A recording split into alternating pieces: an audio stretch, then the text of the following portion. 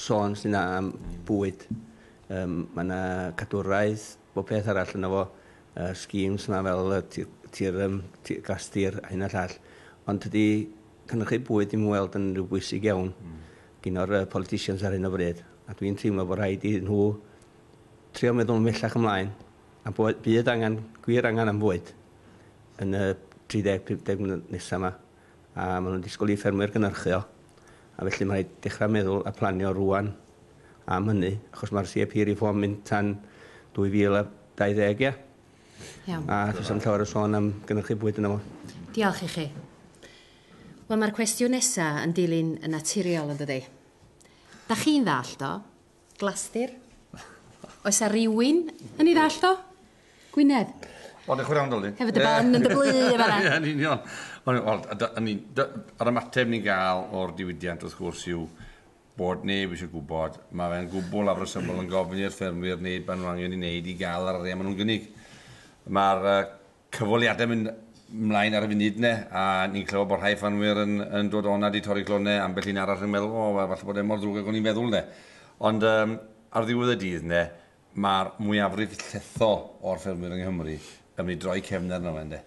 Achos, a fe hwnna'n neges glir y cynulliad. Mae wedi bod neges glir, mae'r undebau wedi bod wrthi pob un sefydliad, ond am un CLA, a methu deall beth sy'n bod yn un. Ond ar ddiwedd y dydd, mae'r NFU a'r FUW gyda'i gilydd, gyda sefydliadau fel yr NBA a'r NSA ac yn y blaen, wedi bod yn gweud a gweud a gweud wrth y cynulliad. Does na ddim dyfodol i'r cynllun yma yn ei ffyrdd bresennol. Ond mae neb wedi bod yn gryndo dim yn beth. Wel, Dic, dwi'n gwybod da chi ddim yn gweithio ar NFU bellach, ond mi rydych chi, Lenny, yn lywydd y sioe fawr, yn cynrychioli Rhen Sir Gaernarfon. Pob lwc i chi gyda llaw. Diolch yn fawr. Wythnos ar ôl nesaf, mae gen chi farathon o wythnos. Marathon o wythnos. Ac un cwestiwn fydd yn sicr o ddod ar eich traws chi hefyd. Glastir. Ia, fydd yn cael ei ofyn i chi sawl gwaith, mae'n siŵr yn bydd. Dwi di ymddeol o'n ys. Tynnu am 5 mlynedd, ond wrth gwrs mae rhywun yn dal i siarad efo. Di gwneud cymaint o ffrindiau yn y blynyddoedd. Fe sy'n gweithio ar undab. Ac yn union y negas mae Gwynedd yr oed dydy, maen nhw'n troi cefna nhw, dyn nhw'n eisiau fo.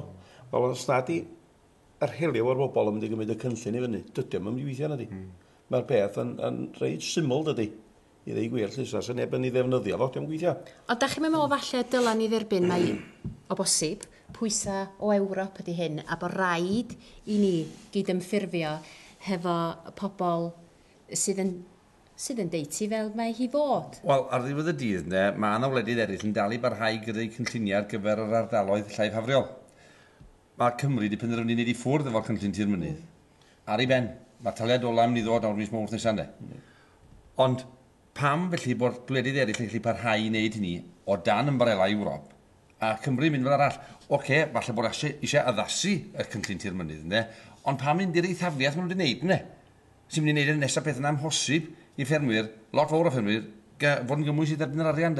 Fi'n dal i fod yn llwyr gyduniol, polisi personol, bod y cynulliad ddim eisiau ffermwyrs gael yr arian, fel bod nhw'n gallu arall gyfeirio'r arian na i ardaloedd gwledig cymwedd y de. Fi'n llwyr gyduniol bod hynny yn y potes yn ole'n a fi ddim yn apus o gwbl y ffordd yn cael ei wneud. Da chi'n meddwl, Margaret, bod gynna ni fel ffermwyr Cymru ddigon o lais yn Ewrop ar hyn o bryd? Mae'n amlwg as ysgynnon ni ddim. Dwi'n yn gwybod, wedi gwrando na chi rwan, dy'r cynulliad ddim yn gwrando na hyn ac dyn. Dyn nhw'n gwrando ar TB yn ac dyn. I penderfyniad yn hwn di hwnna. A mae hwn hefyd yn ei penderfyniad yn hwn o bob golwg. Wedyn, mae ofn... Mae yna bwysau Ewropeaidd yn does? Wel, oes, dwi'n deall hynny. I radda pell iawn. Gwynedd yn sôn, mae yna wledydd eraill yn medru peidio plygu dan y bwysau, does?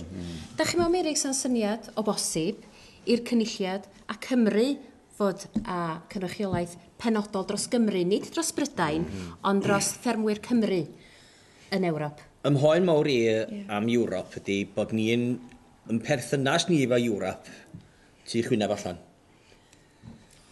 Da ni mewn ffordd, dydwch mod i'n mynd i gwt eisiau gafal mewn bustach. Dim iws mi afal yn blew i gwmffon o meddwl mod i'n mynd i reoli'r bustach na. Mae'r penderfyniadau da ni'n gael i lawr o'r Ewrop wan wedi digwydd 15 mlynedd yn ôl. A maen nhw wedi gyrru pobl i'r trafodaethau yna'n aml ar dewl. Dim ond sy'n pa faes, da chi bod yn amaethyddiaeth neu rhywbeth arall. Mae'r wlad yma wedi bod yn gyrru pobl o Whitehall neu rhywun efo bol ar hat a siwt du a hyn a llall a Cris Gwyn a colar a tei, bas gen i mynd o. A maen nhw'n mynd yna ac yn rhan ni ddim yn gwybod y manylion be mae'r cradur bach sydd ar lawr sy'n mynd i gael ei effeithio gen y pethau yma. A wedyn dwi'n credu bod ni'n delio efo Ewrop fatha gafo mewn cymffon buwch. Yn lle bod ni'n mynd yna, gyrru pobl safonol sy'n gwybod y be maen nhw'n siarad amdano fo. Ac yn trio tywys Ewrop i'n ffordd ni e feddwl. Yn lle gafal yn ei chymffon i 15 mlynedd wedyn yn gwrdd dilyn be maen nhw'n dweud. Felly rhywun sydd yn cynrychioli Cymru, y ffermwyr Cymru, yn hytrach na un person yn cynrychioli Prydain, a wedyn Iwerddon, yr Alban a Cymru yn eistedd tu ôl i hwnnw neu hwnna. Dwi'n mynd i ailadro beth ni'n siarad, tydi'r ewyllus politicau ddim yna o ran y ffarmio.